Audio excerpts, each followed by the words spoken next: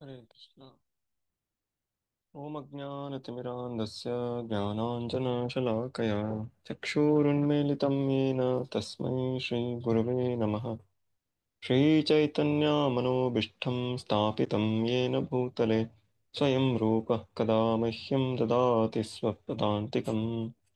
ವಂದೇಹಂ ಶ್ರೀಗುರು ಶ್ರೀಯುತಾಪದಕಮಲಂ ಶ್ರೀಗುरून् वैष्णवांश्च श्रीरूपं साग्रजातं सहगण रघुनाथान्वितं तं सजीवं साद्वैतं सावधूतं परिजनसहितं कृष्णचैतन्यदेवं श्रीराधा कृष्णपादान् सहगण ललिता श्रीविशाखान्वितांश्च नमो ॐ विष्णुपादाय कृष्णप्रेष्ठाय भूतले श्रीमते भक्तिवेदान्त स्वामिन्निति नामिने नमस्ते सारस्वते देवे गौरवाणि प्रचारिणे निर्विशेषशून्यवादि पाश्चात्यदेशतारिणे नमो महावदान्याय कृष्णप्रेमप्रदायते कृष्णाय कृष्णचैतन्यनाम्ने गौरत्वसे नमः।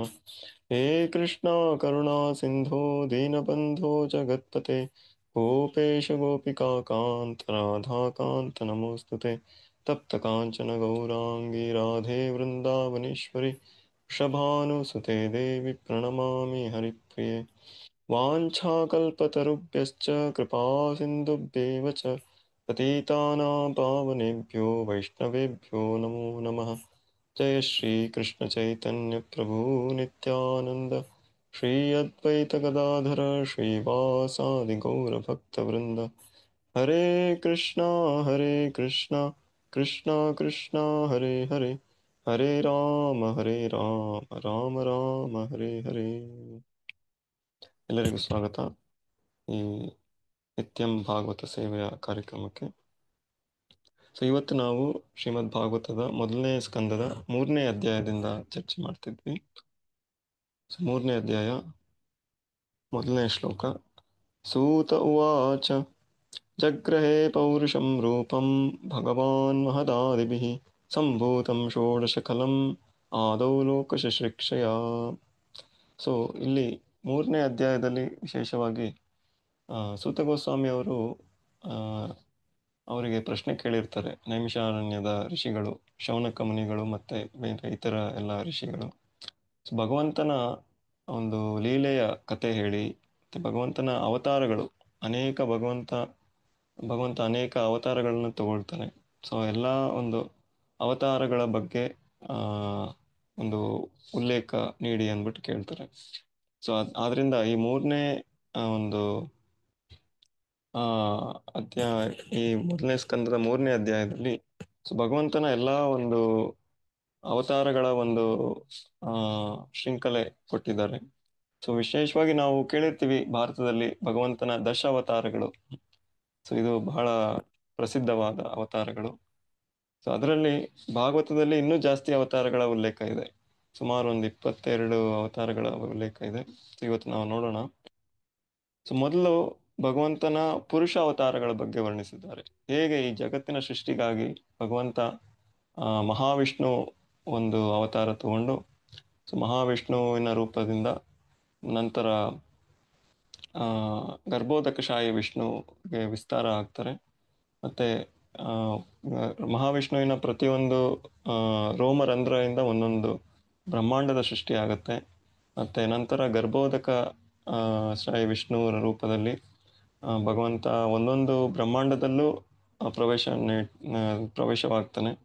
ಮತ್ತೆ ಅಲ್ಲಿ ತನ್ನ ಒಂದು ನಾಭಿಯಿಂದ ಒಂದು ಕಮಲ ಪುಷ್ಪದ ಉದಯ ಆಗುತ್ತೆ. ಸೊ ಅದರಲ್ಲಿ ಭಗವಂತ ಬ್ರಹ್ಮನಿಗೆ ಒಂದು ಜನ್ಮ ನೀಡ್ತಾನೆ.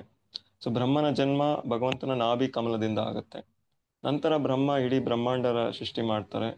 ಆಮೇಲೆ ಗರ್ಭೋದಕಶಾಹಿ ವಿಷ್ಣು ಕ್ಷೀರೋದಕಶಾಹಿ ವಿಷ್ಣು ಆಗಿ ಆ ಬ್ರಹ್ಮಾಂಡದ ಒಳಗೆ ಪ್ರತಿಯೊಂದು ಅಣುವಲ್ಲೂ ಪ್ರವೇಶ ಆಗ್ತಾರೆ.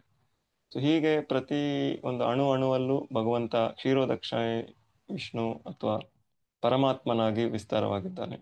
ಸೊ ಮೊದಲು ಒಂದು 3-4 ಶ್ಲೋಕ ಅದ್ರ ಬಗ್ಗೆ ಇದೆ, ನೋಡೋಣ. ಜಗ್ರಹೇ ಪೌರುಷಂ ರೂಪಂ ಭಗವಾನ್ ಮಹದಾದಿಭಿಃ ಸಂಭೂತಂ ಷೋಡಶಕಲಂ ಆದೌ ಲೋಕ ಶುಶ್ರೂಷೆಯ. ಸೃಷ್ಟಿಗಾಗಿ ಏನೇನು ಬೇಕಿತ್ತು ಅದೆಲ್ಲ ಮಹಾವಿಷ್ಣು ತಯಾರಿ ಮಾಡಿದ್ರು. ಸೊ ಎಲ್ಲ ಸೃಷ್ಟಿ ಸ್ವಯಂ ಭಗವಂತನಿಂದ ಆಗ್ತಾ ಇದೆ, ಅದೇ ಇಲ್ಲಿ ಹೇಳ್ತಿದ್ದಾರೆ. ಯಸ್ಯಾಂಬಸಿ ಶಯಾನಸ್ಯ ಯೋಗ ನಿದ್ರಾಮಿತನ್ವತಃ ನಾಭಿ ಹೃದಯಾಂಬುಜಾದಾಸೀದ್ ಬ್ರಹ್ಮ ವಿಶ್ವಸೃಜಾಂ ಪತಿಃ. ಸೊ ಹೀಗೆ ಗರ್ಭೋದಕ್ಷಾಯಿ ವಿಷ್ಣುವಿನ ಒಂದು ನಾಭಿ ಕಮಲದಿಂದ ಬ್ರಹ್ಮನ ಒಂದು ಸೃಷ್ಟಿ ಆಯಿತು ಅಂತ ಇಲ್ಲಿ 2ನೇ ಶ್ಲೋಕದಲ್ಲಿ ಹೇಳಿದ್ದಾರೆ. ಯಸ್ಯಾವ್ಯಯ ಸಂಸ್ಥಾನೈ ಕಲ್ಪಿತೋ ಲೋಕ ವಿಸ್ತರಃ ತದ್ವೈ ಭಗವತೋ ರೂಪಂ ವಿಶುದ್ಧಂ ಸತ್ವಮೂರ್ಛಿತಂ. ಹೀಗೆ ಭಗವಂತನ ಈ ಒಂದು ಶುದ್ಧ ಸತ್ವದಲ್ಲಿ ಎಲ್ಲ ಒಂದು ಸೃಷ್ಟಿ ಆಗತ್ತೆ. ಅಭದ್ರಚಕ್ಷುಷಾ ಸಹಸ್ರಪಾದೋರ್ಭುಜಾನುನಾದ್ಭುತಂ ಸಹಸ್ರಮೂರ್ಧಶ್ರವಣಾಕ್ಷಿಣಾಸಿಕಂ ಸಹಸ್ರಮೌಲ್ಲಂಬರಕುಂಡಲೋಲ್ಲಸತ್. ಸೊ ಈ ರೀತಿ ಭಗವಂತನ ಎಲ್ಲ ಒಂದು ಯಾರು ಒಂದು ಸರಿಯಾದ ಒಂದು ದೃಷ್ಟಿಯಿಂದ ನೋಡ್ತಾರೋ ಭಗವಂತನ ಒಂದು ಮಹಾವಿಷ್ಣುವಿನ ವರ್ಣನೆ ಇಲ್ಲಿ ನೀಡಿದ್ದಾರೆ. ಭಗವಂತನಿಗೆ ಸಾವಿರಾರು ಕೈಗಳು, ಸಾವಿರಾರು ಕಾಳುಗಳು, ಇಲ್ಲ ಪುರುಷ ಅವರ ಒಂದು ಅವತಾರದಲ್ಲಿ ಇಲ್ಲಿ ವರ್ಣಿಸಿದ್ದಾರೆ. ಸೊ ಹೇಗೆ ಪುರುಷ ಸೂಕ್ತದ ಒಂದು ಪ್ರಾರ್ಥನೆಯಲ್ಲಿ ಇವೆಲ್ಲ ಬಗ್ಗೆ ಪ್ರಾರ್ಥನೆ ಮಾಡ್ತೀವಿ. ಏತನ್ನಾನಾವತಾರಾಣಾಂ ನಿಧಾನಂ ಬೀಜಮವ್ಯಯಂ ಯಸ್ಯಾಂಶೇನಂಶೇನ ಸೃಜ್ಯಂತೆ ದೇವತ್ರ್ಯಾ ನರಾದಯಃ. ಸೊ ಈ ಒಂದು ಮಹಾಪುರುಷ ಇವರ ಒಂದು ಎಲ್ಲ ಅಂಶವಾಗಿ ಎಲ್ಲ ದೇವತೆಗಳು ಮತ್ತೆ ಬೇರೆ ಎಲ್ಲ ಜೀವರಾಶಿಗಳು ಸೊ ಇವೆಲ್ಲ ಪ್ರಕಟವಾಗ್ತಾರೆ. ಸಯೇವ ಪ್ರಥಮಂ ದೇವಃ ಕೌಮಾರಂ ಸರ್ಗಮಾಶ್ರಿತಃ ಚರಾಚರ ದುಶ್ಚರಂ ಬ್ರಹ್ಮ ಬ್ರಹ್ಮಚರ್ಯಂ ಅಖಂಡಿತಂ. ಸೊ ಮೊದಲನೇ ಅವತಾರವಾಗಿ 4 ಕುಮಾರರು ಇವರ ಒಂದು ಪ್ರಕಟ ಆಗುತ್ತೆ. ಸೊ ಭಗವಂತನ ಜ್ಞಾನ ಶಕ್ತಿಯಿಂದ ಈ ಒಂದು ಕುಮಾರರ ಒಂದು ರೂಪದಲ್ಲಿ ಭಗವಂತ ಪ್ರಕಟ ಆಗ್ತಾರೆ.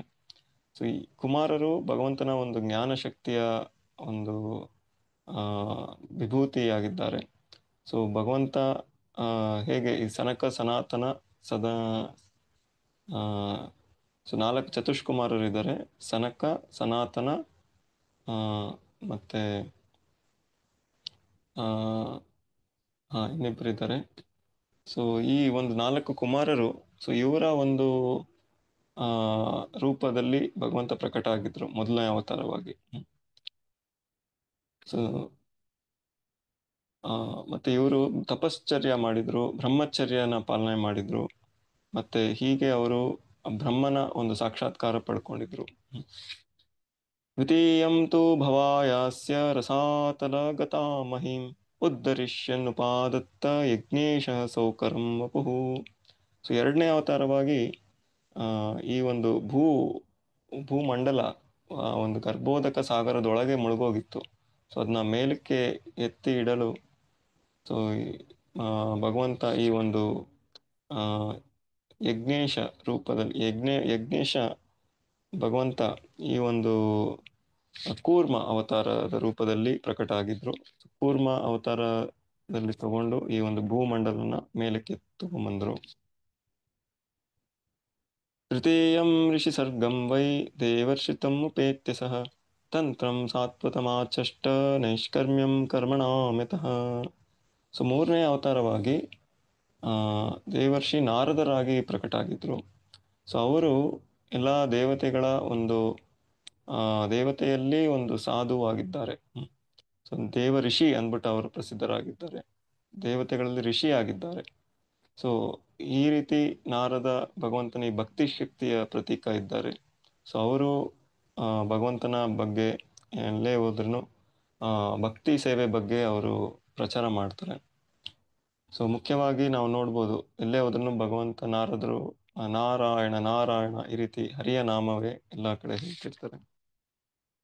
ಸೂರ್ಯೇ ಧರ್ಮಕಲಾ ಸರ್ಗೇ ನರನಾರಾಯಣ ಋಷಿ ಭೂತ್ವಾತ್ಮೋಶಮೋಪೇತಂ ಅಕರೋ ದುಶ್ಚರಂ ತಪಃ. ಸೊ 4ನೇ ಅವತಾರವಾಗಿ ನರ ಮತ್ತು ನಾರಾಯಣ ಋಷಿಯರಾಗಿ ಪ್ರಕಟರಾಗಿದ್ರು. ಸೊ ಇವರು ಧರ್ಮ ಎಂಬ ರಾಜರ ಒಂದು ಮಕ್ಕಳಾಗಿ ಹುಟ್ಟಿದ್ರು. ಸೊ ಅವರು ಎಲ್ಲ ಬದ್ರಿಕಾಶ್ರಮದಲ್ಲಿ ಇನ್ ಬಹಳ ತಪಸ್ಸೆಲ್ಲ ಮಾಡಿದ್ರು. ಸೊ ಇವತ್ತು ಎಲ್ಲರೂ ಬದ್ರಿಕಾಶ್ರಮಕ್ಕೆ ಹೋಗ್ತಾರೆ ಅವರ ದರ್ಶನ ಮಾಡಕ್ಕೆ, ನರ ಮತ್ತು ನಾರಾಯಣ ಋಷಿಗಳ ಒಂದು ದರ್ಶನ. ಪಂಚಮಃ ಕಪಿಲೋ ನಾಮ ಸಿದ್ದೇಶ ಕಾಲ ವಿಪ್ಲುತಂ ಪುರೋವಾಚಾಸುರೇ ಸಾಂಖ್ಯಂ ತತ್ವಗ್ರಾಮ ವಿನಿರ್ಣಯಂ. ಹೀಗೆ 5ನೇ ಅವತಾರವಾಗಿ ಭಗವಂತ ಕಪಿಲ ಮುನಿಗಳಾಗಿ ಪ್ರಕಟರಾದರು. ಸೊ ಕಪಿಲ ಮುನಿಗಳು ಇವರು ಇವರ ಒಂದು ಲೀಲೆ ಈ ಶ್ರೀಮದ್ ಭಾಗವತದ ಒಂದು 3ನೇ ಸ್ಕಂದದಲ್ಲಿ ಬರುತ್ತೆ. ಸೊ ಅಲ್ಲಿ ಒಂದು ವಿಶೇಷವಾಗಿ ಅವರು ಸಾಂಖ್ಯದ ಒಂದು ಸಾಂಖ್ಯ ತತ್ವದ ಉಲ್ಲೇಖ ಮಾಡ್ತಾರೆ. ಸೊ ಪ್ರಭುಪಾದರು ಒಂದು ಸೆಪರೇಟ್ ಆಗಿ ಕೂಡ ಅವರು ಈ ಒಂದು ವಿಷಯಗಳ ಬಗ್ಗೆ ಒಂದು ಪ್ರವಚನ ನೀಡಿದ್ರು. ಆ ಪ್ರವಚನಗಳ ಒಂದು ಪುಸ್ತಕವಾಗಿ BBT ಅವರು ಪಬ್ಲಿಷ್ ಮಾಡಿದ್ದಾರೆ, ಕಪಿಲ ಮುನಿಗಳ ಬೋಧನೆಗಳು ಸಾಂಖ್ಯ ಯೋಗ ಅಂತ. ಸೊ ಅದು ಭಾಗವತದ 3ನೇ ಸ್ಕಂದದ ಅದ್ರ ಮೇಲೆ ಶ್ರೀಲ ಪ್ರಭುಪಾದರು ಕೊಟ್ಟಂತ ಪ್ರವಚನಗಳು ಇದೆ. ಮುಂದೆ ಷಷ್ಟಂ ಅತ್ರೇರಪತ್ಯತ್ವಂ ಮೃತಪ್ರಾಪ್ತೋನುಸೂಯೆಯ ಆನ್ವೀಕ್ಷಿಕೀಮಲರ್ಕಾಯ ಪ್ರಹ್ಲಾದಾದಿಭ್ಯ ಊಚಿವಾನ್. ಹೀಗೆ ನೆಕ್ಸ್ಟ್ 6ನೇ ಅವತಾರವಾಗಿ ಇವರು ಅತ್ರಿ ಋಷಿ ಮತ್ತೆ ಅನುಸೂಯ, ಸೊ ಇವರ ಮಗನಾಗಿ ಹುಟ್ಟಿದ್ರು. ಸೊ ಇವರು ದತ್ತಾತ್ರೇಯ ಒಂದು ಅವತಾರವಾಗಿ ಪ್ರಕಟರಾಗಿದ್ರು. ದತ್ತಾತ್ರೇಯ ಅವರು ಇಂದಿಗೂ ನಾವು ನೋಡ್ತೀವಿ, ಧಾರವಾಡದಲ್ಲೂ ದತ್ತಾತ್ರೇಯ ಮಂದಿರ ಬಹಳ ಪ್ರಸಿದ್ಧವಾದ ಮಂದಿರ.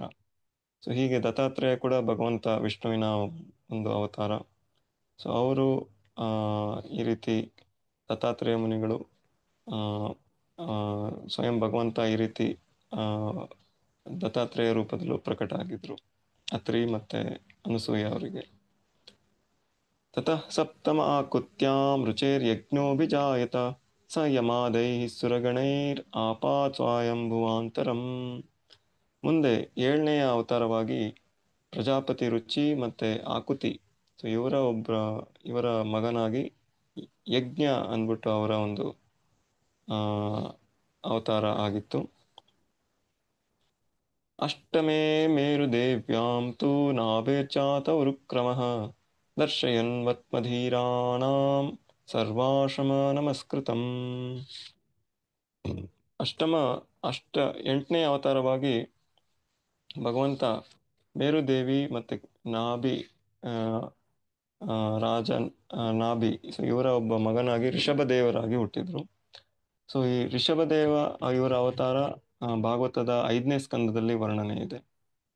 ಹೇಗೆ ಅವ್ರು ಬಂದು ತಪಸ್ಸೆಲ್ಲ ಮಾಡಿದ್ರು ಮತ್ತೆ ಒಬ್ಬ ಅವಧೂತರ ಒಂದು ರೂಪದಲ್ಲಿ ಎಲ್ಲ ಹೇಳ್ಕೊಟ್ಟಿದ್ರು. ಅವರು ಮುಖ್ಯವಾಗಿ ಋಷಭದೇವರು ತಮ್ಮ ಮಕ್ಕಳಿಗೆ 100 ಮಕ್ಕಳು, ಭರತ ಮಹಾರಾಜ ಮುಂತಾದ ಎಲ್ಲ ಮಕ್ಕಳರಿಗೆ ಒಂದು ವಿಶೇಷವಾದ ತತ್ವಗಳೆಲ್ಲ ಹೇಳ್ಕೊಟ್ಟಿದ್ರು.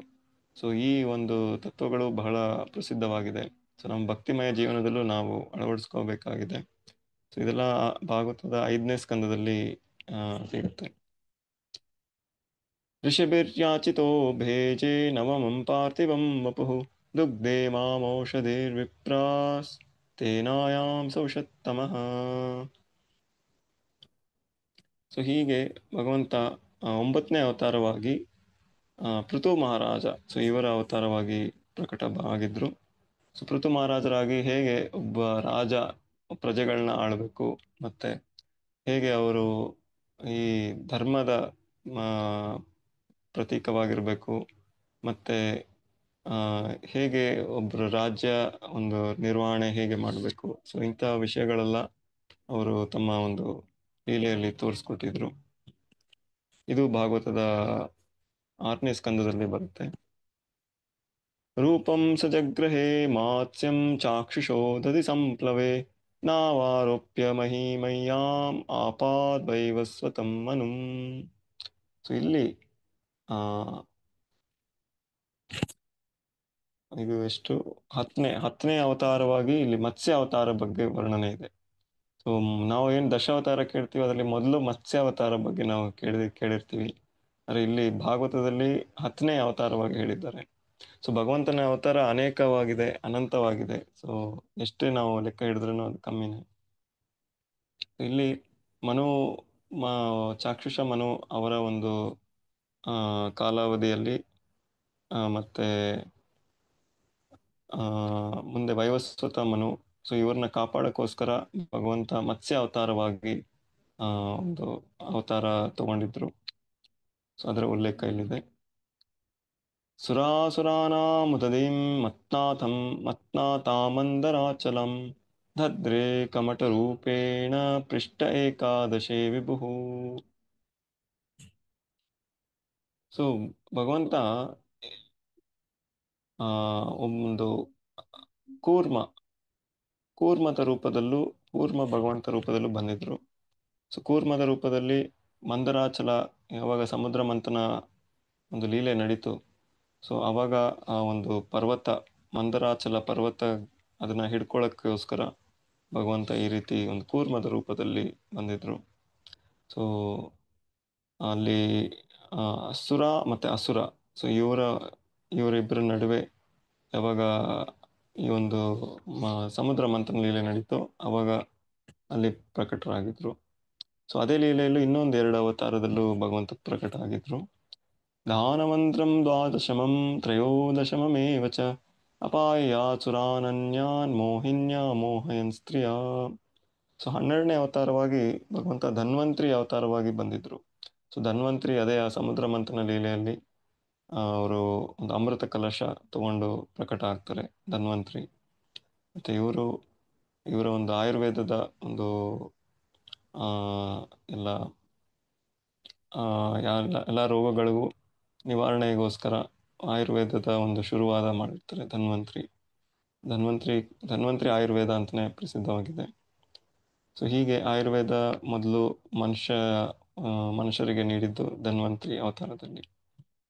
ಮುಂದೆ 13ನೇ ಅವತಾರವಾಗಿ ಭಗವಂತ ಅದೇ ಅಮೃತ ಕಳಶ ಬಂದ ಮೇಲೆ ಸೊ ಅಸುರರು ಇವರ ಮಧ್ಯೆ ಒಂದು ವಾದ ವಿವಾದ ನಡೀತು, ಯಾರಿಗೆ ಆ ಒಂದು ಅಮೃತ ಸಿಗ್ಬೇಕಂತ.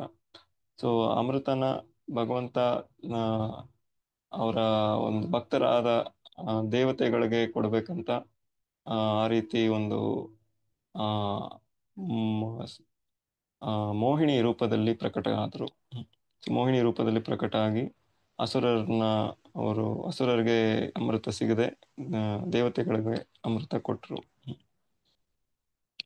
ಚತುರ್ಥಶಂ ನಾರಸಿಂಹಂ ಬಿಭ್ರದ್ದೈತೇಂದ್ರ ಮೂರ್ಜಿತಂ ತದಾರಕ್ಕರಜೈರೂರಾ ಎರಕಾಂ ಕಟಕೃದ್ಯತ. ಮುಂದೆ 14ನೇ ಅವತಾರವಾಗಿ ನರಸಿಂಹದ ರೂಪದಲ್ಲಿ ಭಗವಂತ ಪ್ರಕಟರಾಗಿದ್ರು. ಸೊ ನರಸಿಂಹ ರೂಪದಲ್ಲಿ ಬಂದಾಗ ಯಾವಾಗ ಹಿರಣ್ಯಕಶಿಪು ತಮ್ಮ ಸ್ವಂತ ಮಗನಾದ ಪ್ರಹ್ಲಾದ, ಅವನು ಭಗವಂತನ ಬಹಳ ಶ್ರೇಷ್ಠವಾದ ಭಕ್ತನಿದ್ದ. ಸೊ ಅಂಥ ಶುದ್ಧ ಭಕ್ತನ ಮೇಲೆ ಅವರು ಹಲ್ಲೆ ಮಾಡಿದಾಗ, ಅವನ ನಾಶ ಮಾಡೋಕ್ಕೆ ಪ್ರಯತ್ನ ಮಾಡಿದಾಗ ಸ್ವಯಂ ಭಗವಂತ ನರಸಿಂಹನ ರೂಪದಲ್ಲಿ ಪ್ರಕಟ ಆಗಿ ಹಿರಣ್ಯಕಶಿಪು ಎಷ್ಟೊಂದು ಅವರೆಲ್ಲ ವರದಾನ ಪಡ್ಕೊಂಡಿದ್ರು, ಅವರಿಗೆ ಸಾವು ಬೇರೆ ಬೇರೆ ಬೇರೆ ರೀತಿಯಲ್ಲಿ ಬರಬಾರ್ದು ಅಂತ. ಆದ್ರೂ ಆ ಎಲ್ಲ ವರದಾನಕ್ಕೂ ಸಮ್ಮತಿಸಿ, ಆದ್ರೂ ಕೊನೆಗೂ ಅವ್ರನ್ನ ಭಗವಂತ ನರಸಿಂಹ ಅವ್ರನ್ನ ಹೊಂದಿದ್ರು. ಮುಂದೆ ಪಂಚದಶಂ ವಾಮನಾಕಂ ಕೃತ್ವಾ ಗಾದತ್ವರಂ ಬಲೆ ಪದತ್ರಯಂ ಯಾಚಮಾನ ಪ್ರತ್ಯಾದಿಷ್ಟು ಸ್ತ್ರಿಪಿಷ್ಟಪಂ. ಮುಂದೆ ವಾಮನ ರೂಪದಲ್ಲಿ ಭಗವಂತ ಬಲಿ ಮಹಾರಾಜ, ಸೊ ಇವರು ಪ್ರಹ್ಲಾದ್ ಮಹಾರಾಜರ ಮೊಮ್ಮಗನಾಗಿದ್ರು ಬಲಿ ಮಹಾರಾಜ. ಸೊ ಇವರಿಂದ ಹೇಗೆ ಈ ಇಡೀ ಬ್ರಹ್ಮಾಂಡಕ್ಕೆ ಅವರು ಆಧಿಪತ್ಯ ತೋರ್ತಾ ಇದ್ರು. ಸೊ ಅವರಿಂದ ಈ ಇಡೀ ಬ್ರಹ್ಮಾಂಡನ ವಾಪಸ್ ದೇವತೆಗಳಿಗೆ ಕೊಡಕ್ಕೋಸ್ಕರ ಈ ಒಂದು ಭಗವಂತ ವಾಮನ ರೂಪದಲ್ಲಿ ಪ್ರಕಟ ಆಗಿ ಈ ಒಂದು ಲೀಲೆ ಮಾಡಿದ್ರು.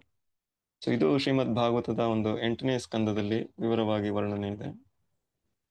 ಅವತಾರೇ ಷೋಡಶಮೇ ಪಶ್ಯನ್ ಬ್ರಹ್ಮಧ್ರುವೋ ನೃಪಾನ್ ತ್ರಿಸಪ್ತಕೃತ್ವ ಕುಪಿತೋ ನಿಶತ್ರಂ ಅಕರೋನ್ಮಹಿಂ. ಸೊ 16ನೇ ಅವತಾರವಾಗಿ ಭಗವಂತ ಭೃಗುಪತಿಯ ರೂಪದಲ್ಲಿ ಪ್ರಕಟ ಆಗಿದ್ರು. ಸೊ ಯಾರು ಪರಶುರಾಮ ಅವತಾರ ಇದ್ದಾರೆ, ಸೊ ಭೃಗುಪತಿ ರಾಮ. ಸೊ ಒಬ್ರು ಬಂದು ಮುಂದೆ ಬರೋದು ರಘುಪತಿ ರಾಮ, ರಘುವಂಶದ ಒಂದು ರಾಮ. ಅದಕ್ಕೂ ಮುಂಚೆ ಪರಶುರಾಮನಾಗಿ ಭೃಗುಪತಿ ರಾಮನಾಗಿ ಭಗವಂತ ಪ್ರಕಟ ಆಗಿದ್ರು. ಸೊ ಹೀಗೆ ಪರಶುರಾಮ ಅವತಾರದಲ್ಲಿ ಬಂದಾಗ ಭಗವಂತ ಯಾರು ಕ್ಷತ್ರಿಯರ ಹೆಸರಲ್ಲಿ ಅನ್ಯಾಯನ ಮಾಡ್ತಾ ಇದ್ರು, ಜನರನ್ನ ಸರಿಗೆ ಆಳ್ತಾ ಇರಲಿಲ್ಲ, ಎಲ್ಲ ಕಾಟ ಕೊಡ್ತಿದ್ರು. ಸೊ ಅಂತ ಒಂದು ಕ್ಷತ್ರಿಯರನ್ನ 21 ಬಾರಿ ವಿನಾಶ ಮಾಡಿದ್ರು ಇಡೀ ಭೂಮಿಯಲ್ಲಿ. ಸೊ ಹೀಗೆ ಆ ಅಂತ ಕ್ಷತ್ರಿಯರನ್ನ ವಿನಾಶ ಮಾಡಕ್ಕೋಸ್ಕರ ಭಗವಂತ ಈ ಒಂದು ಪರಶುರಾಮನ ರೂಪದಲ್ಲೂ ಪ್ರಕಟ ಆಗಿದ್ರು. ಸೊ ಇದು ಪರಶುರಾಮನ ರೂಪ ಭಗವಂತನ ಒಂದು ಸಂಹಾರದ ಶಕ್ತಿಯ ಪ್ರತೀಕ ಇದೆ. ತತಃ ಸಪ್ತದಶೇ ಜಾತ ಸತ್ಯವತ್ಯಾಂ ಪರಾಶರಾತ್ ಚಕ್ರೆ ವೇದತರೋ ಶಾಖಾ ದೃಷ್ಟ್ವಾ ಪುಂಸೋಲ್ಪಮೇಧಸಃ. ಮುಂದೆ 17ನೇ ಅವತಾರವಾಗಿ ಭಗವಂತ ಶ್ರೀ ವೇದವ್ಯಾಸರ ರೂಪದಲ್ಲಿ ಪ್ರಕಟ ಆಗಿದ್ರು. ಸೊ ವೇದವ್ಯಾಸರು ಭಗವಂತನ ಒಂದು ಸಾಹಿತ್ಯಿಕ ಅವತಾರ ಅಂತ. ಸೊ ಕಲಿಯುಗದ ಜನರಿಗೋಸ್ಕರ, ಯಾರಿಗೆ ವೇದಗಳು ಬಹಳ ಸುಲಭವಾಗಿ ತಿಳಿಯೋದಿಲ್ವೋ, ಸೊ ಅಂಥವ್ರಿಗೋಸ್ಕರ ಇದೆಲ್ಲ ಒಂದು ಲಿಖಿತ ರೂಪದಲ್ಲಿ ನೀಡಿದ್ರು. ಭಗವಂತ ವೇದವ್ಯಾಸರ ರೂಪದಲ್ಲಿ ಬಂದು ಒಂದು ವೇದನ 4 ವೇದವಾಗಿ ಭಾಗ ಮಾಡಿದ್ರು. ಸೊ ತಿಳ್ಕೊಳ್ಳೋಕ್ಕೆ ಸುಲಭವಾಗದಕ್ಕೋಸ್ಕರ. ಸೊ ಇದು ಇನ್ನು ಮುಂದಿನ ಅಧ್ಯಾಯದಲ್ಲಿ ವೇದಗಳ ಬಗ್ಗೆ ವಿವರವಾಗಿದೆ. ಸೊ ಇಲ್ಲಿ ನಾವು ನೋಡ್ಬೋದು ವೇದವ್ಯಾಸರ ರೂಪದಲ್ಲೂ ಕೂಡ ಭಗವಂತ ಬಂದು ಆ ಈ ರೀತಿ ಒಂದು ಲೀಲೆ ಮಾಡಿದ್ರು. ಸೊ ಜನರಿಗೆ, ಎಸ್ಪೆಷಲಿ ಕಲಿಯುಗದ ಜನರಿಗೆ, ಅವರ ಒಂದು ಒಳಿತಿಗೋಸ್ಕರ. ನರದೇವತ್ವಂ ಆಪನ್ನ ಸುರಕಾರ್ಯ ಚಿಕೀರ್ಷಯ ಸಮುದ್ರ ನಿಗ್ರಹಾದೀನಿ ಚಕ್ರೇ ವೀರ್ಯಾನ್ಯತಃ ಪರಂ. ಸೊ ಮುಂದೆ 18ನೇ ಅವತಾರವಾಗಿ ಶ್ರೀರಾಮಚಂದ್ರದ ರೂಪದಲ್ಲಿ ಭಗವಂತ ಬಂದಿದ್ರು. ಸೊ ಅವರು ಬಂದು ಎಲ್ಲ ದೇವತೆಗಳಿಗೆ ಸುರ ಕಾರ್ಯ ಚಿಕೀರ್ಷಯ, ಎಲ್ಲ ದೇವತೆಗಳಿಗೆ ಸಂತೋಷ ಕೊಡುವ ಎಲ್ಲ ಕೆಲಸ ಕಾರ್ಯಗಳು ಮಾಡಿದ್ರು. ಸೊ ಎಲ್ಲ ಯಾರು ಅಸುರ ಇದ್ದ ರಾವಣ, ಸೊ ಅವರ ಒಂದು ವಿನಾಶ ಕೂಡ ಮಾಡಿದ್ರು. ಸೊ ಹೀಗೆ ಅನೇಕ ರಾಮಚಂದ್ರ ಲೀಲೆ ನಾವೆಲ್ಲ ಕೇಳಿರ್ತೀವಿ ರಾಮಾಯಣದಲ್ಲಿ. ಸೊ ಇದು ವಿಶೇಷವಾಗಿ ಇಷ್ಟು, ಯಾಕಂದ್ರೆ ಇದು ರಾಮಾಯಣ ಬಂದು ಅದು ಶಾಶ್ವತವಾಗಿ ಭಗವಂತ ರಾಮನ ರೂಪದಲ್ಲಿ ಪ್ರಸಿದ್ಧನಾಗಿದ್ದಾನೆ. ಯಾವತ್ತು ಈ ರಾಮಾಯಣ ಕಥೆ ಹಳೇದಾಗೋದಿಲ್ಲ, ಎಷ್ಟೇ ವರ್ಷ ಆದ್ರೂ ಅದು ಹೊಸದಾಗೆ ಇರುತ್ತೆ. ಸೊ ಹೀಗೆ ಭಗವಂತನ ಲೀಲೆಯ ಇದೊಂದು ವಿಶೇಷ. ಯಾಕಂದ್ರೆ ಭಗವಂತನ ಲೀಲೆ ಎಲ್ಲ ಒಂದು ಶಾಶ್ವತವಾಗಿರೋ ಒಂದು ಸನಾತನ ಧರ್ಮದ ಒಂದು ಇದನ್ನೇ ಹೇಳ್ತೀವಿ. ಇದು ಸಾಮಾನ್ಯವಾಗಿ ಜಗತ್ತಲ್ಲಿ ನಡೆಯುವಂಥ ಕಥೆಗಳ ಥರ ಅಲ್ಲ. ಸೊ ಆದ್ರಿಂದ ರಾಮಾಯಣ ಮತ್ತೆ ಮಹಾಭಾರತ, ಸೊ ಈ ರೀತಿ ಭಗವಂತನ ಲೀಲೆಗಳು ನಾವು ಎಷ್ಟೇ ಕೇಳಿದ್ರೂ ಇದರಿಂದ ನಾವು ನವ ಹೊಸದಾಗೆ ಅದಕ್ಕೆ ನಮಗೆ ಅನ್ಸುತ್ತೆ. ಸ್ವಯಂ ರಾಮಚಂದ್ರ ಕೂಡ ಅವರ ಮಕ್ಕಳು ಯಾರು ಲವಕುಶ ಬಂದಿದ್ರು, ಸೊ ಅವ್ರು ಕೂಡ ರಾಮಾಯಣ ವರ್ಣನೆ ಮಾಡುವಾಗ ಸ್ವಯಂ ರಾಮಚಂದ್ರ ಅವರು ಕೇಳ್ತಾ ಇದ್ರು. ಸೊ ಹೀಗೆ ಭಗವಂತನ ಲೀಲೆಗಳ ವೈಶಿಷ್ಟ್ಯತೆ ಇರುತ್ತೆ.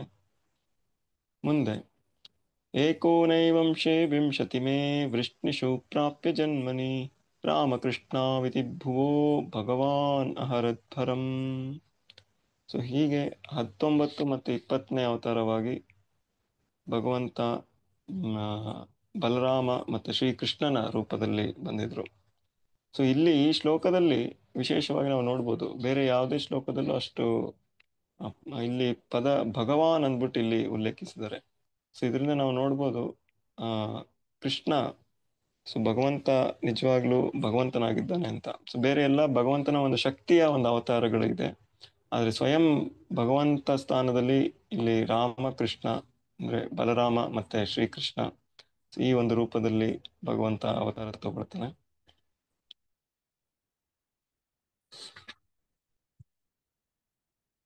ತಥಾ ಖಲೌ ಸಂಪ್ರವೃತ್ತೆ ಸಮ್ಮೋಹಾಯ ಸುರದ್ವಿಷಾಂ ಬುದ್ಧೋ ನಾಮಾಂಜನಸುತ ಕೀಕಟೇಶು ಭವಿಷ್ಯತಿ.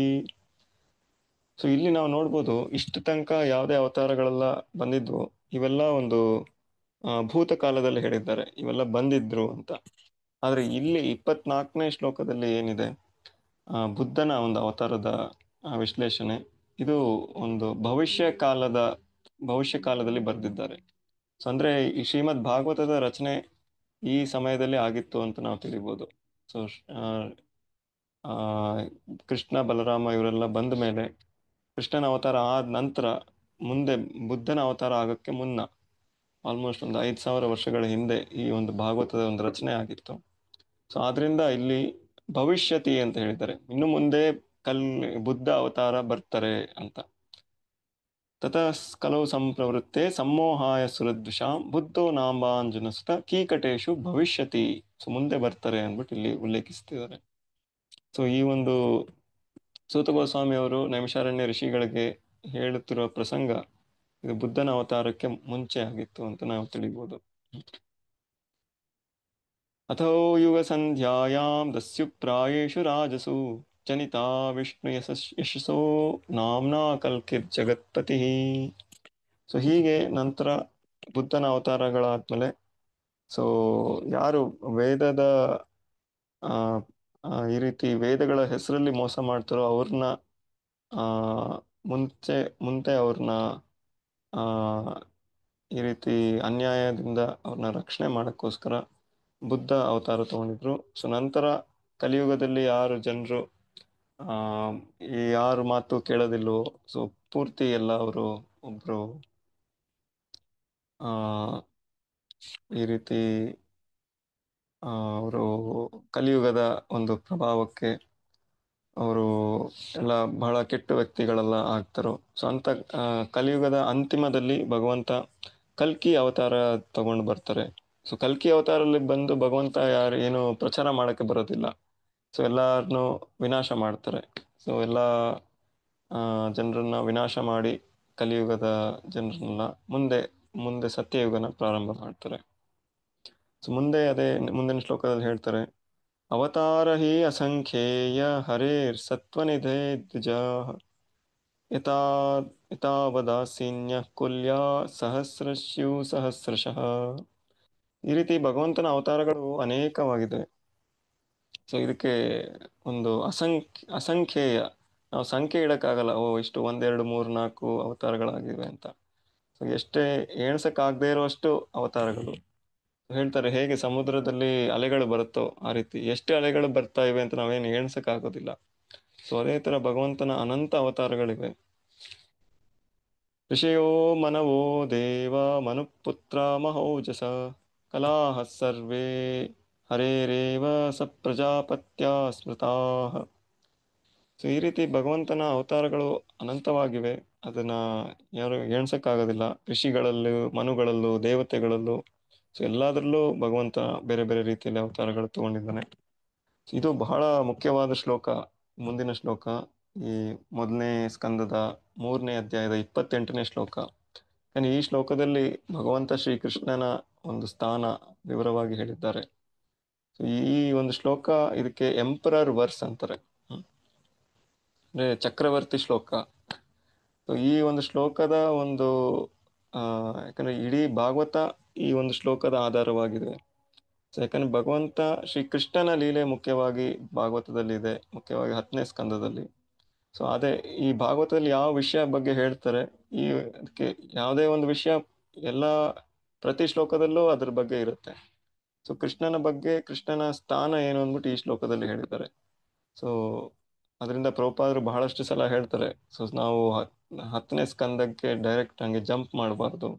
ಅವಾಗ ಭಗವಂತನ ಸ್ಥಾನ ನಾವು ತಪ್ಪು ತಿಳ್ಕೊತೀವಿ, ಅವನೊಬ್ಬ ಸಾಮಾನ್ಯ ಮನುಷ್ಯ ಅಂದ್ಬಿಟ್ಟು. ಆದ್ರೆ ಹಾಗಿಲ್ಲ, ಈ ಕೃಷ್ಣ ಯಾರು ಅಂದ್ಬಿಟ್ಟು ಈ ಒಂದು ಶ್ಲೋಕದಲ್ಲಿ ಮುಖ್ಯವಾಗಿ ಹೇಳಿದ್ದಾರೆ. ಏತೆ ಚಾಂ ಸಕಲಾ ಪುಂಸ ಕೃಷ್ಣಸ್ತು ಭಗವಾನ್ ಸ್ವಯಂ ಇಂದ್ರಾರಿ ವ್ಯಾಕುಲಂ ಲೋಕಂ ಹೃದಯಂತಿ ಯುಗೆ ಯುಗೆ. ಸೊ ಕೃಷ್ಣಸ್ತು ಭಗವಾನ್ ಸ್ವಯಂ ಅಂದ್ಬಿಟ್ಟು ಇಲ್ಲಿ ಹೇಳಿದ್ದಾರೆ. ಸೊ ಮಿಕ್ಕಿದೆಲ್ಲ ಏತೆ ಚ ಅಂಶ ಕಲಾ, ಬೇರೆ ಯಾರ್ಯಾರ ಅವತಾರಗಳಿದೆ ಇವೆಲ್ಲ ಭಗವಂತನ ಒಂದು ಅಂಶ ಇರ್ತಾರೆ, ಅಥವಾ ಅಂಶರ ಅಂಶ ಕಲಾ ಇರ್ತಾರೆ. ಆದ್ರೆ ಇಲ್ಲಿ ಕೃಷ್ಣ ಯಾರಿದ್ದಾರೆ, ಕೃಷ್ಣಸ್ತು ಭಗವಾನ್ ಸ್ವಯಂ. ಸೊ ಕೃಷ್ಣ ಬಂದು ಒಂದು ಅವತಾರ ಅಲ್ಲ, ಅವತಾರಿ ಅಂದ್ಬಿಟ್ಟು ಇಲ್ಲಿ ಹೇಳಿದ್ದಾರೆ. ಕೃಷ್ಣನಿಂದ ಬೇರೆ ಎಲ್ಲ ಅವತಾರಗಳು ಬರ್ತವೆ ಅಂತ ನಾವೇನ್ ಕೇಳ್ತೀವಿ, ವಿಷ್ಣುವಿನ 10 ಅವತಾರಗಳು. ಸೊ ಆಕ್ಚುಲಿ ಕೆಲವು ಭಕ್ತರ ಒಂದು ಅಂಡರ್ಸ್ಟ್ಯಾಂಡಿಂಗ್ ಹಿಂಗೆ ಇರುತ್ತೆ. ಸೊ ವಿಷ್ಣು ಭಗವಂತ ಇದ್ದಾನೆ, ವಿಷ್ಣುವಿನ ಅವತಾರ ಒಂದು, ಕೃಷ್ಣ ಕೂಡ ವಿಷ್ಣುವಿನ ಒಂದು ಅವತಾರ ಅಂತ. ಆದ್ರೆ ಹಾಗಿಲ್ಲ. ಭಾಗವತದ ಪ್ರಕಾರ ಕೃಷ್ಣ ಬಂದು ಅವತಾರಿ ಪುರುಷ ಇದ್ದಾನೆ. ಮತ್ತೆ ಕೃಷ್ಣನ ಇಂದ ಬೇರೆ ಎಲ್ಲ ಅವತಾರಗಳು ಬರ್ತಾರೆ. ಈವನ್ ದ ಪುರುಷ ಅವತಾರಸ್ ಯಾರ್ಯಾರು? ಕಾರಣೋದಕ್ಷಾಯಿ ವಿಷ್ಣು, ಗರ್ಭೋದಕ್ಷಾಯಿ ವಿಷ್ಣು, ಮತ್ತೆ ಕ್ಷೀರೋದಕ್ಷಾಯಿ ವಿಷ್ಣು. ಸೊ ಈ ವಿಷ್ಣು ಅವತಾರ ಕೂಡ ಭಗವಂತ ಕೃಷ್ಣನ ಅಂಶಗಳು. ಸೊ ಕೃಷ್ಣನೇ ಆ ಎಲ್ಲ ಒಂದು ವಿಷ್ಣು ತತ್ವದ ಒಂದು ಸ್ರೋತನಾಗಿದ್ದಾನೆ. ಸೊ ಎಲ್ಲಾ ವಿಷ್ಣು ತತ್ವ ಭಗವಂತ ಶ್ರೀ ಕೃಷ್ಣನಿಂದ ಬರ್ತಾ ಇದ್ದಾರೆ. ಸೊ ಸ್ವಯಂ ಕೃಷ್ಣಸ್ತು ಭಗವಾನ್ ಸ್ವಯಂ ಅಂದ್ಬಿಟ್ಟು ಈ ಒಂದು ಭಾಗವತದ ವಿಚಾರ ಇದೆ. ಸೊ ಹೀಗೆ ನಾವು ಸರಿಯಾಗಿ ತಿಳಿಬೇಕು. ಭಾಗವತದಲ್ಲಿ ಇಲ್ಲಿ ಸ್ಪಷ್ಟವಾಗಿ ಹೇಳಿದ್ದಾರೆ. ಸೊ ಶ್ರೀಕೃಷ್ಣ ಪರಮಪುರುಷ, ಪುರುಷೋತ್ತಮ ಭಗವಂತ ಇದ್ದಾನೆ. ಮತ್ತೆ ಬೇರೆ ಎಲ್ಲ ಅವತಾರಗಳಾಗ್ಲಿ, ವಿಷ್ಣು ತತ್ವಗಳ ಕೂಡ ಆಗ್ಲಿ, ಇವೆಲ್ಲ ಕೃಷ್ಣನ ಇಂದ ವಿಸ್ತಾರವಾಗಿದ್ದಾರೆ ಅಂತ. ಆದ್ರಿಂದ ಗೀತೆಯಲ್ಲೂ ನಾವು ಎಷ್ಟೊಂದ್ಸಲ ಕೇಳಿರ್ತೀವಿ, ಕೃಷ್ಣ ಬೇರೆ ಬೇರೆ ಕಡೆ ಹೇಳಿರ್ತಾನೆ, ಅಹಂ ಸರ್ವಸ್ಯ ಪ್ರಭವೋ ಮತ್ತ ಪರತರಂ ನಾನ್ಯತ್. ಸೊ ಬಹಳಷ್ಟು ಕಡೆ ಭಗವದ್ಗೀತೆಯಲ್ಲಿ ನಾವು ನೋಡ್ಬೋದು ಆ ಕೃಷ್ಣನ ಒಂದು ಪರಮೋಚ್ಚವಾದ ಸ್ಥಾನ ಅಲ್ಲಿ ಭಗವದ್ಗೀತೆಯಲ್ಲೂ ಹೇಳ್ಕೊಂಡಿದ್ದಾನೆ. ಭಾಗವತದಲ್ಲೂ ಇಲ್ಲೂ ಉಲ್ಲೇಖ ಇದೆ, ಕೃಷ್ಣಸ್ತು ಭಗವಾನ್ ಸ್ವಯಂ. ಸೊ ಇದು ಪರಿಭಾಷಾ ಸೂತ್ರ ಅಂದ್ಬಿಟ್ಟು ಹೇಳ್ತಾರೆ. ಈ ಕೃಷ್ಣಸ್ತು ಭಗವಾನ್ ಸ್ವಯಂ ಏನಿದೆ, ಸೊ ಇದು ಭಾಗವತದ ಒಂದು ಪರಿಭಾಷಾ ಸೂತ್ರ. ಸೊ ಭಾಗವತದಲ್ಲಿ ಸ್ವಯಂ ಈ ಕೃಷ್ಣನ ಲೀಲೆ ಬಗ್ಗೆ ಹೇಳಿದ್ದಾರೆ. ಸೊ ನಾವು ನೋಡ್ಬೋದು, ಭಾಗವತ ಬರೀ 10ನೇ ಸ್ಕಂದ ಅಲ್ಲ, ಇವಾಗ ಪ್ರತಿಯೊಂದು ಅಧ್ಯಾಯದಲ್ಲೂ ನಾವು ಕೃಷ್ಣನ ಬಗ್ಗೆ ನಾವು ಕೇಳ್ತಾ ಇದ್ದೀವಿ. ಸೊ ಈ ರೀತಿ ನಾವು ನೋಡ್ಬೋದು, 1ನೇ ಸ್ಕಂದದಲ್ಲೇ ಪ್ರತಿಯೊಂದು ಅಧ್ಯಾಯದಲ್ಲೂ ಕೃಷ್ಣನ ಬಗ್ಗೆನೇ ಇದೆ. ಹಾಗೆ ಭಗವಂತ ಈ ಭಾಗವತ ಕೃಷ್ಣ ಕಥೆಯಾಗಿದೆ. ಯಾವುದೇ ಒಂದು ಪ್ರತಿಯೊಂದು ಶ್ಲೋಕದಲ್ಲೂ ಕೂಡ ಕೃಷ್ಣನ ಬಗ್ಗೆ ವರ್ಣನೆ ಇದೆ. ಮುಂದೆ ನೋಡೋಣ. ಜನ್ಮ ಗುಹ್ಯಂ ಭಗವತೋ ಯೇ ತತ್ ಪ್ರಯತೋ ನರ ಸಾಯಂ ಪ್ರಾತರ್ಗಣನ್ ಭಕ್ತ್ಯಾ ದುಃಖ ಗ್ರಾಮ ವಿಮುಚ್ಯತೆ.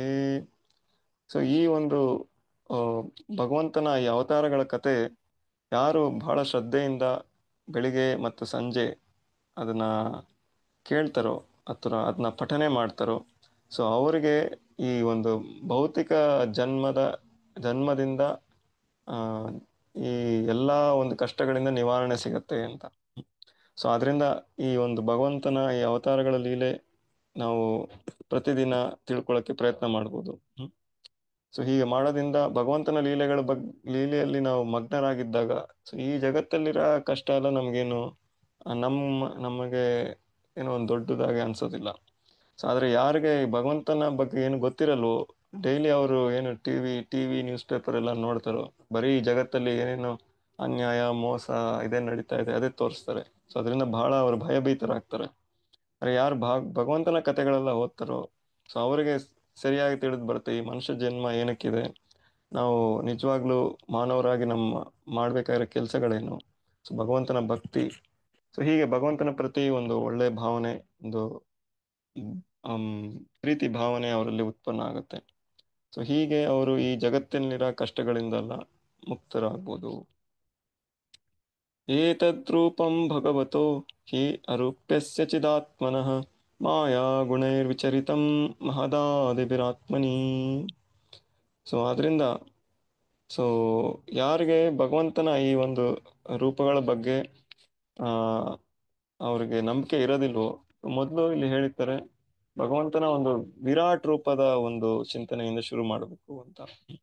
ಸೊ ಆದ್ರಿಂದ ನಾವು ನೋಡ್ತೀವಿ 2ನೇ ಸ್ಕಂದದಿಂದ ಭಗವಂತನ ಈ ಒಂದು ವಿರಾಟ್ ರೂಪ ಆಗ್ಲಿ, ವಿಶ್ವರೂಪ, ಸೊ ಇದ್ರ ಬಗ್ಗೆ ಬಹಳಷ್ಟು ಉಲ್ಲೇಖ ಇದೆ. ಯಥಾನಾಭಯಸಿ ಮೇಘೌ ಗೋ ರೇಣುರ್ವಾ ಪಾರ್ಥಿವೋ ನಿಲೆ ಏವಂ ದೃಷ್ಟಾರಿದೃಶ್ಯತ್ವಂ ಆರೋಪಿತುಂ ಬುದ್ಧಿಭಿಃ. ಸೊ ಅವರಿಗೆ ಈ ಜಗತ್ತು ಯಾರಿಗೆ ತಿಳಿಯಲ್ವೋ ಭಗವಂತನ ಕೂಡ ರೂಪ ಇದೆ ಅಂದ್ಬಿಟ್ಟು, ಸೊ ಅವ್ರು ಕಲ್ಪನೆ ಮಾಡ್ಕೋಬೋದು, ಈ ಒಂದು ದೊಡ್ಡ ದೊಡ್ಡ ಬೆಟ್ಟ ಗುಡ್ಡಗಳು ಭಗವಂತನ ಒಂದು ಎಳುಬು ಮೂಳೆ ಇದ್ದ ಹಾಗೆ ಎಷ್ಟು ಈ ಜಗತ್ತಲ್ಲಿರೋ.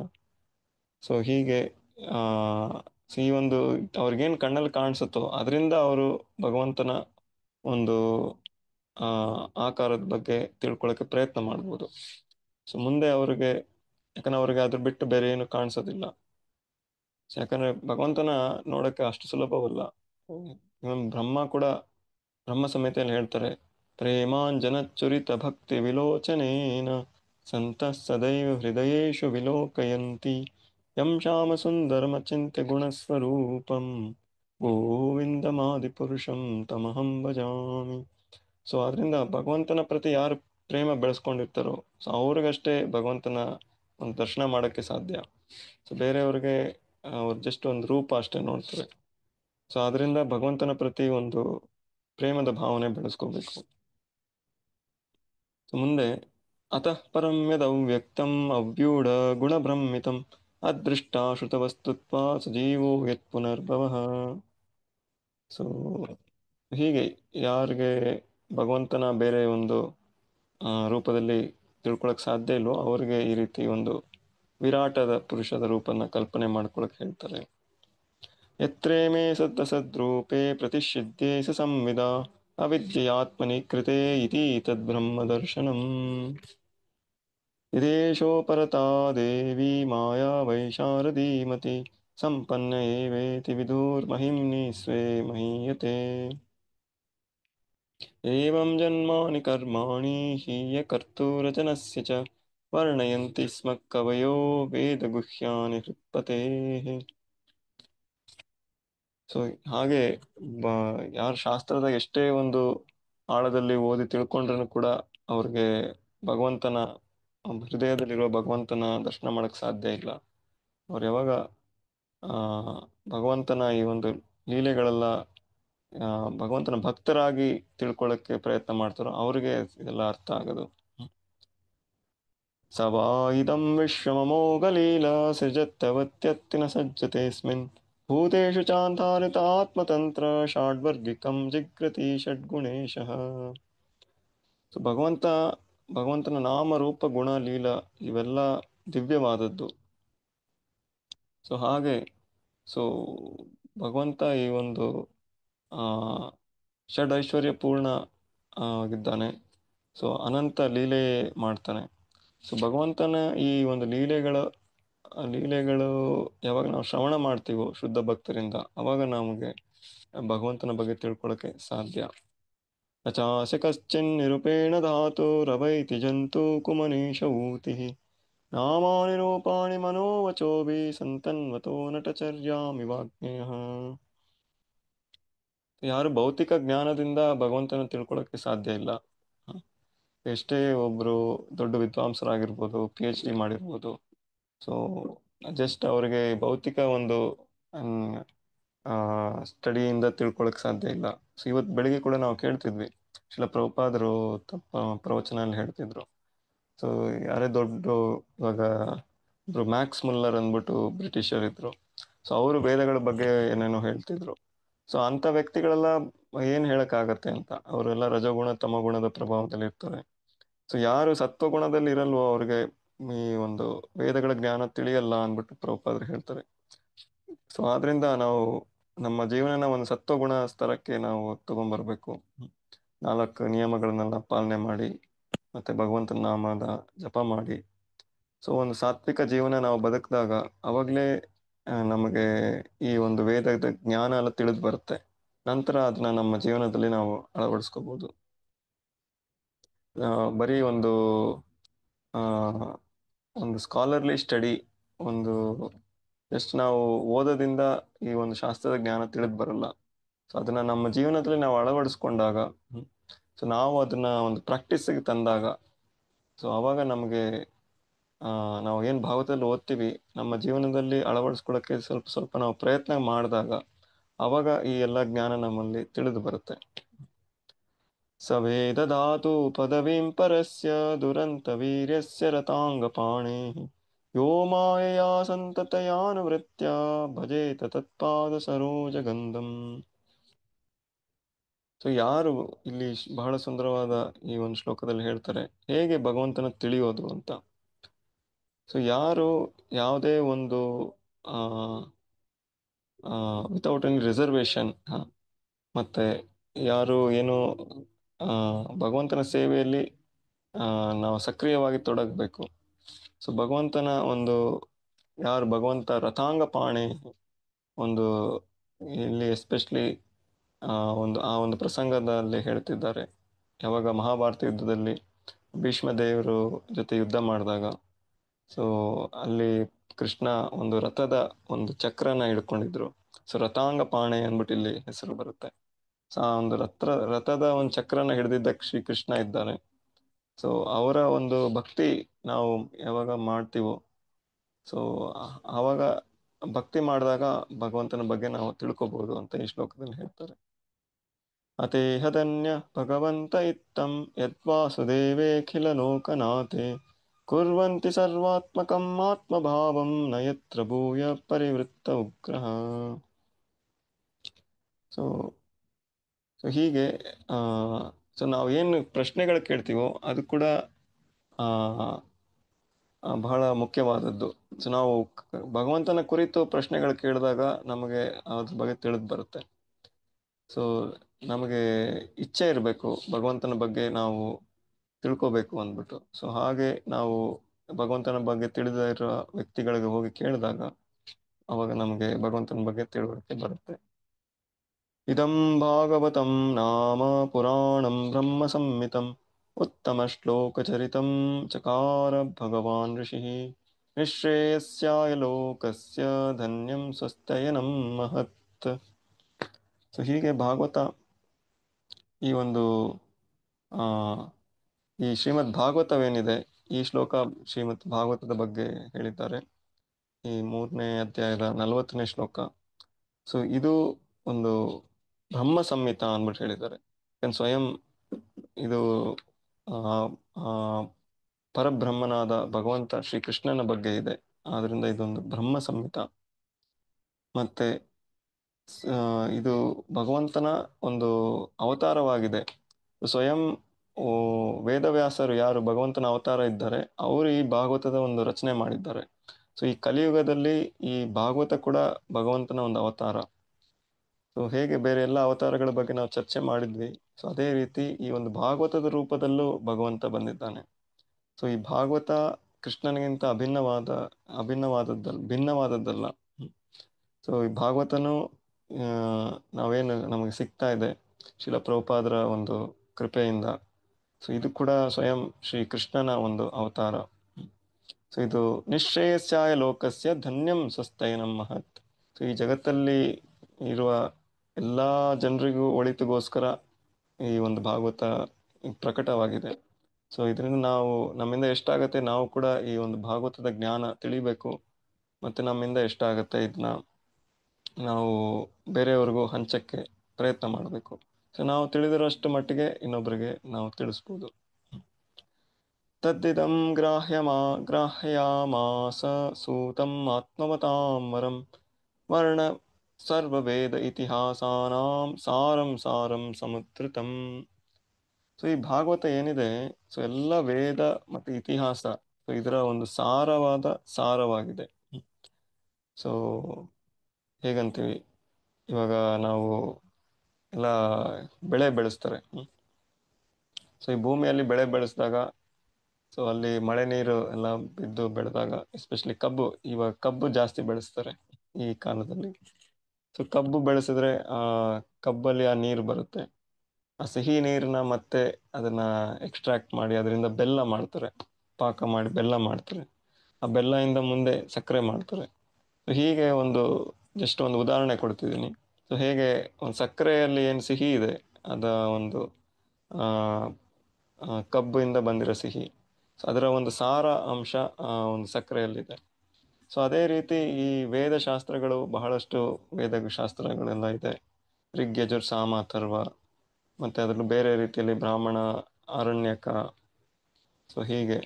ಸೊ ಇವೆಲ್ಲದರ ಒಂದು ಸಾರವಾಗಿ ಈ ಒಂದು ಭಾಗವತ ಬಂದಿದೆ. ಸೊ ಈ ಒಂದು ಶ್ರೀಮದ್ ಭಾಗವತ ಏನಿದೆ, ಇದೆಲ್ಲ ವೇದ ಇತಿಹಾಸಗಳ ಸಾರವಾಗಿದೆ. ಸೊ ಇದನ್ನ ವೇದವ್ಯಾಸರು ತಮ್ಮ ಮಗನಿಗೆ ನೀಡಿದ್ರು, ತಮ್ಮ ಮಗನಾದ ಶುಕದೇವ ಗೋಸ್ವಾಮಿ ಅವರಿಗೆ ನೀಡಿದ್ರು. ಸೊ ಹೀಗೆ ಉದಾಹರಣೆಗೆ ನಾವು ಇನ್ನೊಂದು ಉದಾಹರಣೆ ನಾವು ತಗೋಬಹುದು. ಹೇಗೆ ಒಂದು ಹಾಲಿನ ಮೊಸರು ಮಾಡಿ ಅದರಿಂದ ಬೆಣ್ಣೆ ಕಡ್ದು ಆ ಬೆಣ್ಣೆನ ತುಪ್ಪ ಮಾಡ್ತೀವಿ. ಸೊ ಆ ರೀತಿ ತುಪ್ಪ ಏನಿದೆ ಅದು ಒಂದು ಹಾಲಿನ ಒಂದು ಸಾರವಾಗಿದೆ. ಸೊ ಹಾಗೆ ಈ ಒಂದು ವೇದಶಾಸ್ತ್ರಗಳ ಜ್ಞಾನ, ಅದರ ಒಂದು ಸಾರಾಂಶ ಈ ಶ್ರೀಮದ್ ಭಾಗವತದಲ್ಲಿದೆ. ಶ್ರೀಮದ್ ಭಾಗವತದಲ್ಲಿ ಒಂದು 18,000 ಶ್ಲೋಕಗಳಲ್ಲಿ. ವೇದದಲ್ಲಿ ಹೇಳ್ತಾರೆ ಲಕ್ಷ ಲಕ್ಷ ಶ್ಲೋಕ ಇದೆ ಅಂತ ವೇದ. ಸೊ ಅದರಲ್ಲಿ ಈ ಒಂದು ಸಾರವಾಗಿ 18,000 ಶ್ಲೋಕದಲ್ಲಿ ಶ್ರೀಮದ್ ಭಾಗವತ ಇದೆ. ಸೊ ಇದನ್ನ ನಾವು ತಿಳ್ಕೊಂಡ್ರೆ ಇಡೀ ವೇದ ಜ್ಞಾನ ತಿಳ್ಕೊಂಡಂಗೆ ಆಗತ್ತೆ. ಸೊ ಹಾಗೆ ನಾವು ಈ ರೀತಿ ಈ ಈ ಒಂದು ಭಾಗವತದ ಜ್ಞಾನ ತಿಳಿಯಕ್ಕೆ ಪ್ರಯತ್ನ ಮಾಡಬೇಕು. ಮತ್ತೆ ಈ ಒಂದು ಜ್ಞಾನ ಯಾರಿಂದ ಪಡಿಬೇಕು ಅಂತ ಕೂಡ ಇಲ್ಲಿ ಶ್ರೀಲ ಪ್ರಭುಪಾದರು ಹೇಳ್ತಾರೆ. ಸೊ ನಾವು ಪರಂಪರೆಯಲ್ಲಿ ಬರುವ ಒಂದು ವ್ಯಕ್ತಿಯಿಂದನೇ ಶ್ರವಣ ಮಾಡಬೇಕು ಈ ಒಂದು ಜ್ಞಾನ. ಸಾಕಷ್ಟು ಜನ ಭಾಗವತದ ಬಗ್ಗೆ ಎಲ್ಲ ಹೇಳ್ತಾರೆ, ಎಸ್ಪೆಷಲಿ ಭಾರತದಲ್ಲಂತೂ ಏನು ಕಮ್ಮಿ ಇಲ್ಲ, ಬಹಳಷ್ಟು ಜನ ಭಾಗವತದ ಒಂದು ವಿಚಾರ ಮಾಡ್ತಾರೆ. ಆದ್ರೆ ಇಲ್ಲಿ ಒಂದು ಬಹಳ ಮುಖ್ಯವಾದ ಉದಾಹರಣೆ ಪ್ರಭುಪಾದರು ಕೊಡ್ತಾರೆ.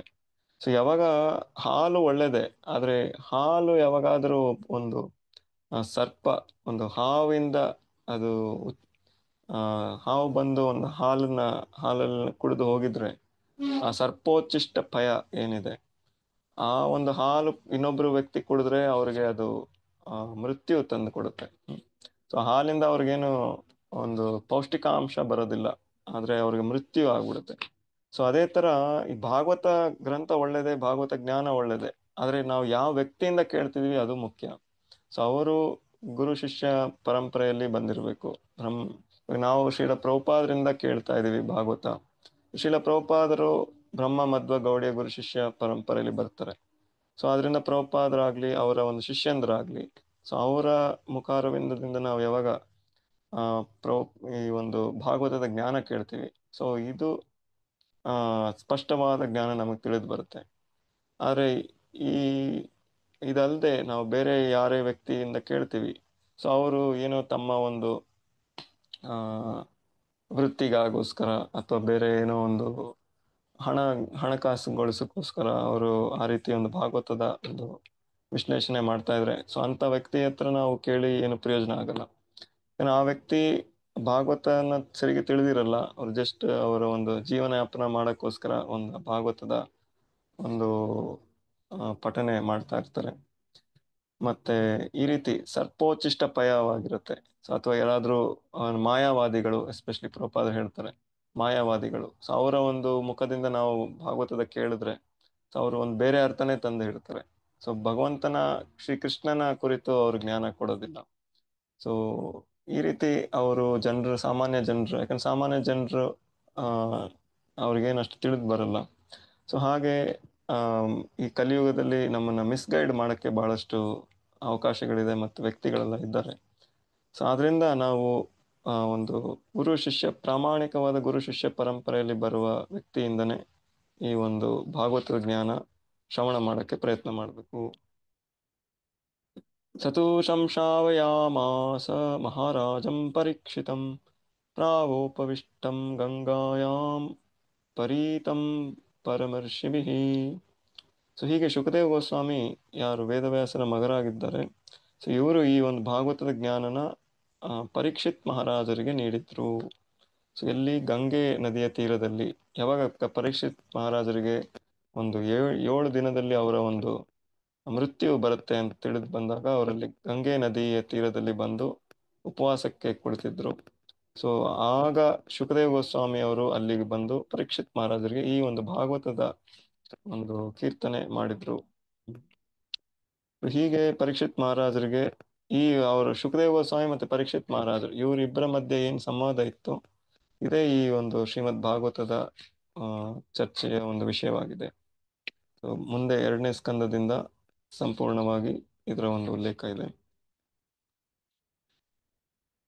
ಕೃಷ್ಣೇ ಸುಧಾಮೋಪಗತೆ ಧರ್ಮಜ್ಞಾನಾದಿಭಿಃ ಸಹ ಕಲೌ ನಷ್ಟದೃಶಾಮೇಶ ಪುರಾಣಾರ್ಕೋದುನೋದಿತಃ. ಸೊ ಮೊದಲನೇ ಅಧ್ಯಾಯದಲ್ಲಿ ನಾವು ನೋಡಿದ್ವಿ, ಅಲ್ಲಿ ಶುಕದೇವ್ ಶೌನಕಾದಿ ಋಷಿಗಳು ಕೇಳಿದ್ರು, ಕೃಷ್ಣೇ ಸುಧಾಮೋಪಗತೆ ಅಂದ್ರೆ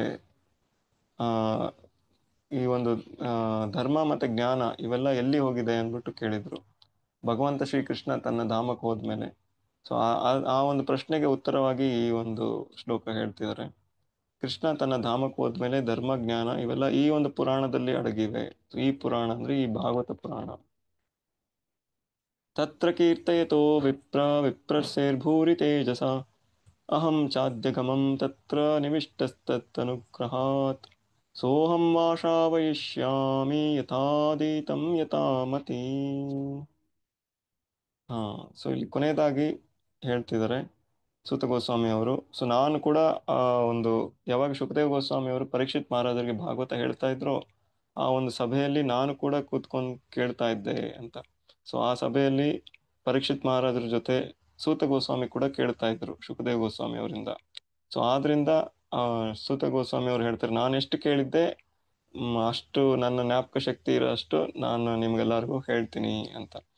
ಸೊ ಹಾಗೆ ಸೂತ ಗೋಸ್ವಾಮಿ ಅವರು ಶೌನಕಾದಿ ಋಷಿಗಳಿಗೆ ಈ ಒಂದು ಭಾಗವತದ ಕತೆ ಇಲ್ಲಿ ಮತ್ತೆ ನೈಮಿಷಾರಣ್ಯದಲ್ಲಿ ಹೇಳ್ತಿದ್ದಾರೆ. ಸೊ ಈ ಒಂದು ತಾತ್ಪರ್ಯದಲ್ಲಿ ಬಹಳ ಸ್ಪಷ್ಟವಾಗಿ ಶಿಲ ಪ್ರಭುಪಾದರು ಕೊಡ್ತಾರೆ ಹೇಗೆ ನಾವು ಭಾಗವತ ಕತೆ ಕೇಳಬೇಕು ಅಂತ. ಸೊ ಅದಕ್ಕೆ ಬಹಳಷ್ಟು ಇದೆ. ಸೊ ತಾವು ಈ ತಾತ್ಪರ್ಯನೆಲ್ಲ ಓದ್ಬೋದು. ಹರೇ ಕೃಷ್ಣ. ಸೊ ಎಲ್ಲರಿಗೂ ತುಂಬಾ ಧನ್ಯವಾದಗಳು. ನಾವು ಇವತ್ತಿನ ಈ ಒಂದು ನಿತ್ಯಂ ಭಾಗವತ ಸೇವೆಯ ಕಾರ್ಯಕ್ರಮ ಮುಗಿಸ್ತಾ ಇದ್ದೀವಿ. ಸೊ ಇವತ್ತು ನಾವು ಚರ್ಚೆ ಮಾಡಿರುವ ವಿಷಯಗಳ ಬಗ್ಗೆ ಯಾರಿಗಾದ್ರೂ ಏನಾದರೂ ಪ್ರಶ್ನೆ ಅಥವಾ ಟೀಕೆ ಟಿಪ್ಪಣಿ ಏನಾದರೂ ಇದ್ರೆ ನೀವು ಹೇಳ್ಬೋದು ಮತ್ತು ಕೇಳ್ಬೋದು. ಇಲ್ಲಾಂದ್ರೆ ನಾವು ಮುಂದಿನ ವಾರ ಸಿಗೋಣ 4ನೇ ಅಧ್ಯಾಯದಿಂದ. ಮುಂದಿನ ಸೋಮವಾರ ರಾತ್ರಿ 8ರಿಂದ 9 ಆ, ನಾವು ಮೊದಲನೇ ಸ್ಕಂದದ 4ನೇ ಅಧ್ಯಾಯದ ಬಗ್ಗೆ ಚರ್ಚೆ ಮಾಡ್ತೀವಿ. ಹರೇ ಕೃಷ್ಣ ಹರೇ ಕೃಷ್ಣ ಕೃಷ್ಣ ಕೃಷ್ಣ ಹರೇ ಹರೇ, ಹರೇ ರಾಮ ರಾಮ ರಾಮ ಹರೇ ಹರೇ. ಗ್ರಂಥರಾज श्रीमद्भागवतम की जय. ಶ್ರೀಲ ಪ್ರಭುಪಾದ ಕಿ ಜಯ.